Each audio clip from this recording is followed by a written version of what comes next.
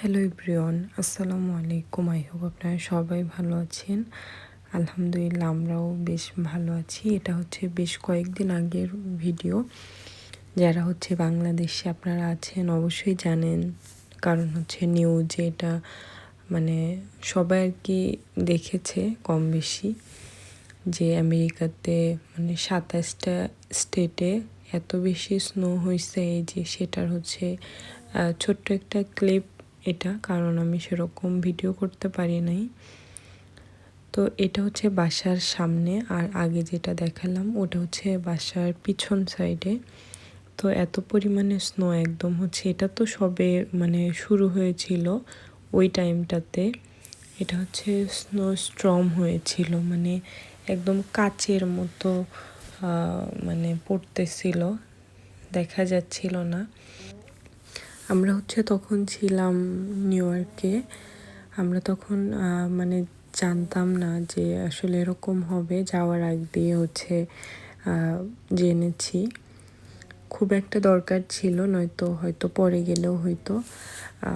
তো এই যে আমরা হচ্ছে আমি আসার সময় এখান থেকে চিতই পিঠা নিয়ে এসেছিলাম, মানে ভিজিয়ে খাবো এই জন্য।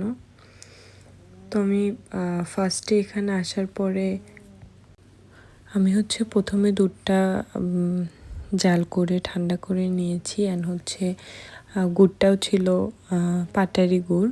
তো সেটা হচ্ছে আমি কেটে পানি দিয়ে সুন্দর করে জাল দিয়ে রসালোভাবে তৈরি করে নিয়েছিলাম। পরে দুধ গুড় দুইটাই হচ্ছে ঠান্ডা করে, মানে দুধটা আর কি কুসুম গরম থাকলেও সমস্যা নেই, আর গুড়টা একদম হচ্ছে ঠান্ডা হয়ে যেতে হবে। তারপরে হচ্ছে আমি সেটা মিক্স করেছিলাম, খুবই সুন্দর হয়েছিল। মানে দুধ একটুও ফাটে না। অনেক সময় দেখা যায় অনেকের দুধ ফেটে যায়, আমার ফাটে নাই, অনেক সুন্দর হয়েছিল। পিঠাগুলো ছিল হচ্ছে এত সুন্দর, ভিতরে অনেক নরম ছিল, খেতেও অনেক মজা হয়েছিল। আর এটা হচ্ছে সকালবেলা পরের দিন, দেখি স্নো ক্লিন করতেছে। আমাদের এখানে অনেক বেশি স্নো হয়েছে, মানে নিউ ইয়র্কে। আমি হচ্ছে বাসায় ছিলাম না, এই জন্য এই গাছগুলো ভালোভাবে একটু রোদ্রে দিতে পারি নাই, মানে মাঝে মধ্যে আর কি একটু রোদ্রে দেই। তো বাসায় এসে আজকে সকালবেলা একটু রোদে দিয়েছিলাম। এই গাছটা ফার্স্টে দিয়েছিলাম। এখন এটা এই জায়গাটা না এরকম জানালা দিয়ে খুব সুন্দর রোদ আসে। তো এখন আমি এটা চেঞ্জ করে আরেকটা দিব।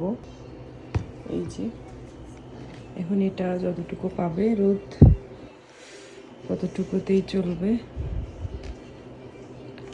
আরও হচ্ছে যে এখানে রোদ পাচ্ছে, এই ছোটোগুলো এখানে রেখে দিছি, তাহলে উইন্ডো দিয়ে খুব সুন্দর রোদ আসে। অলরেডি এখান থেকে যে গাছ হয়েছে অনেকটা, মানে দুই জায়গা থেকে আসলে বের হয়েছে, যে পাশ দিয়ে ও পাশ দিয়ে, আবার শিকড়েও মোটামুটি আরও অনেক হয়েছে। কালকে এসে পানি চেঞ্জ করে দিচ্ছে আগে। আর এটাতেও হয়েছে, এই যে এই জায়গাটা এই যে ছোট্ট বের হয়েছে, দুটোতেই হয়েছে, এটাতেও হয়েছে, এটাতেও হয়েছে, এটাতেও হয়েছে। শুধুমাত্র এখনো এটাতে বের হয় নাই, দেখা যাক কি হয়। আজকে মোটামুটি বাইরে খুব সুন্দর ওয়েদার, মানে রোদ।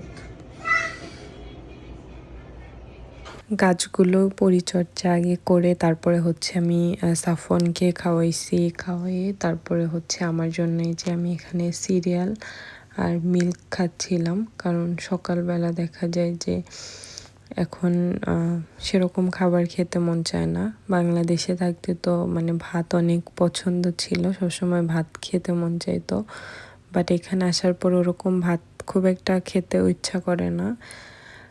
দেখা যায় 2 বেলা ভাত খাই। আর এমনিতেও হচ্ছে এখানকার ডক্টররা বলে ভাত কম করে খাওয়ার জন্য, তো সেটার জন্য আরও হচ্ছে খাওয়া হয় না। আর এই যে আমরা হচ্ছে এই টাইমটাতে মানে আমরা দুজন খেলি, যেমন সাফওয়ান আর আমি। সাফওয়ান তো একা একা সেরকম খেলতে চায় না, তো আমার সাথে মানে খেলতে চায় আর কি।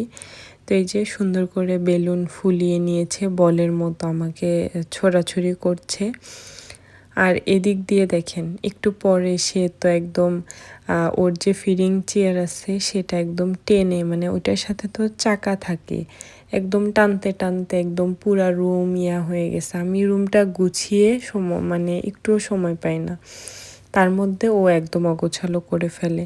মানে মন চায় যে সারাক্ষণ রুমটা টিপটাপ করে রাখবো, দেখতে ভালো লাগে, নিজের কাছেও সুন্দর লাগে অ্যান্ড মনও ভালো থাকে ঘর গুছিয়ে রাখলে, কিন্তু কোনোভাবেই ওর জন্য আসলে সম্ভব হয় না গুছিয়ে